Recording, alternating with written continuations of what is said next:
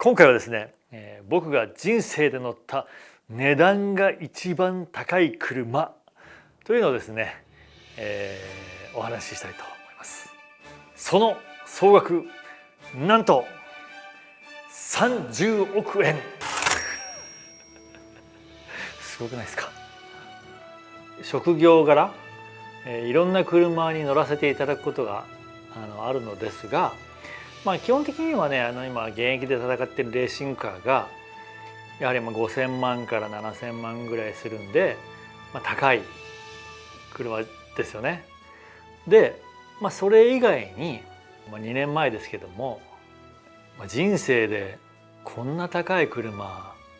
なかなか乗ることないよねっていう日があったんですよ。その車をちょっと紹介したいと思います。1台目はですね、パガーニ・ゾンタ・レボリューションっていう車に乗りました。その車は、ナンバーが取れない、公道使用ができない車なんですが、限りなくレーシングカーに近いんだけど、でも実はレーシングカーじゃない車ですね。ちょっと乗ってみてくださいよって乗らせてもらったんですけど、その時に乗る時に6億ですと聞いて、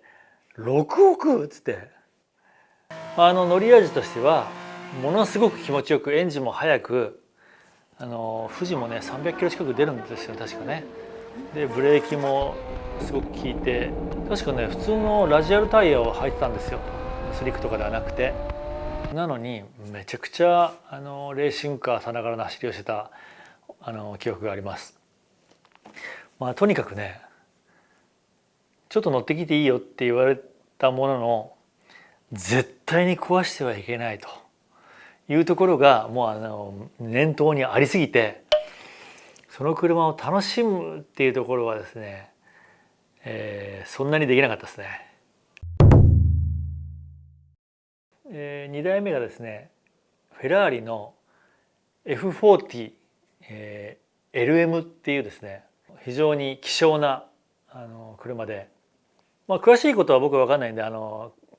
皆さんの周りの車詳しい人に聞いてもらえたらいいんですが、とにかく希少な車なのでお高い。その車も乗る時にですね、ちなみにこの車おいくらですかって聞いたら、そうですね、多分8億円ぐらいですと。8億と。パガーニ・ゾンダ、さっき乗ったパガーニ・ゾンダは6億円って聞いた時も目ん玉飛び出そうでしたけど、その車は現代の車。そしてフェラーリの F40、LM はもう売ってない。とにかくもう絶滅危惧種的な車ですよね。これもまたね、絶対に壊してはなんねえというところがもう念頭にありすぎて、でも、そこそこね楽しめる感じの車でしたね。もちろんドッカンターボで怖いですし、何かあってはいけないということでおっかなびっくりですけど、一応全開にしたりブレーキも強く踏んだりとかはしました。そしてその次にですね、同じくフェラーリの、288GTO、ニーパッパっていうらしいんですけど、これがねまたねお値段聞いてびっくり。ちなみにお値段はと聞くと、当時ですよ、12億円と12億円12億円の車なんてあるっていう感じですよね。言わなくても分かるでしょうけど、絶対に壊してはなんねえってことが念頭にありすぎて、ゆっくりしか乗ってないですけども、この車はねマジやばかったですね。タイヤがちょっとボロすぎて攻めてもない、ゆっくり走ってるのに、ブレーキ踏みながらカーブに入ると車が滑る、アクセルでパワーバンドくるとこう滑るというね、とにかくもう生きた心地のしない状態で乗りましたね。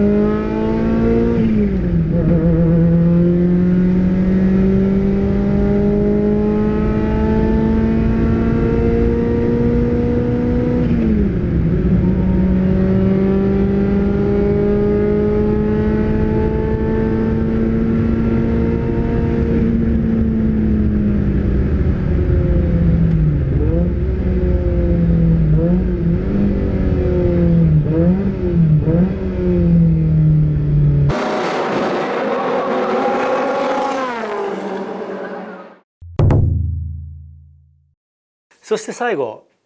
4代目、皆さんご存知の方もいらっしゃるかと思いますが、フォーミュラ1、いわゆる F1 ってやつですね。しかもフェラーリ、しかもゲルハルト・ベルガーっていうねドライバーが実際にレースに使って1987年に鈴鹿で優勝したマシンというね、ちゃんとした F1、絶対壊しちゃいけないんで。ちなみにお値段聞きましたよ。ちなみにこの車お値段ってあるんですかって聞いたら、そうですね、今だと3億円ぐらいですと。あ、3億かと。いやいや3億。それまでに乗ってきたのが6億、8億、12億とね、乗ってきたから、3億が3億かと言いたくなる流れではありましたが、いや3億と、冷静になれと。基本的には、車好き走り屋兄ちゃんがレースを始めてレーサーになった類なので、基本的にはフォーミュラなんて全く経験してないんですよね。1メーターも乗ることなく、今までやってきましたが、2018年の4月にですね、いよいよ僕が初めてフォーミュラに乗ってみる日がやってきたわけですよね。それが F1。先ほど言ったフェラーリ F40 とかね、パガーニゾンタとか、そこら辺を乗らせてもらった後にですね、高い車の群れの中にポッと置いてある F1 があったわけですよ。それをね、僕はなんとなくこうノリでちょっとお願い事がありますと、F1 を10メーターでいいから乗らせてもらえないかと、このピットロードのここからそこまでの10メーターでいいから乗らせてもらえないかとちょっとお願いしたんですよ。それはなぜそんなことを言ったかというと、僕は先ほども言いましたように、今まで1メートルもフォーミュラに乗ったことがないと。で、なんとなく僕のネタで「フォーミュラ乗ったことあるよ」と「F1 だけね」っつって、たったこれが言いたいがためにちょっとお願いして「10メートルでいいから乗らせてもらえないか」とお願いしたら、オーナーさんが「どうぞどうぞ乗ってきてください」と気さくに承諾していただきまして「いいんすか」と。で、コースインして、まあ全然速く走ろうなんて思ってもないし、F1 のポテンシャルを知ってやろうとも思わないです。ただただ既成事実が作りたかった。これでコースを一周なんてしたなんつったらもう完璧な既成事実ですから。まあ一つ余談ですけども、今までなぜ1メーターも乗ったことがないかっていう理由の一つにですね、フォーミュラってやっぱりその乗るドライバーに合わせてシート作るもんなんですよね、発泡とかで。だけど僕大きいんで、ちょっと乗らせてっていうと絶対シートとかペダル位置とか合わなくて乗れないんですよ。なので今まで縁がなかったというかチャンスがなかったことも理由の一つなんですけども、今回この F1 をなぜ乗れたのかというところですけども、シートついてなかったんですよ全然。あそこの中はね、コックピットの中ベルトだけはあったんですよ。なのでバスマットを引いてスポンジの、あとはベルトで僕をくくりつけてただけと。シートなしですよ全然。そんな状態で乗りました。乗り終わった後にオーナーさんに「ありがとうございました」と「とてもいい思い出ととってもいい既成事実ができました」と言ったら「明日もぜひこれ乗ってください」とオーナーさんが言ってくださって、マジですかと。明日お客さんがっさり来る中僕が F1 に乗るなんていいのみたいなで、次の日はですね公衆の面前で F1 でですね富士5周ぐらい走ったんですよ。これはもう僕はねはっきり言って F1 ドライバーと言っても過言じゃないんじゃないかと。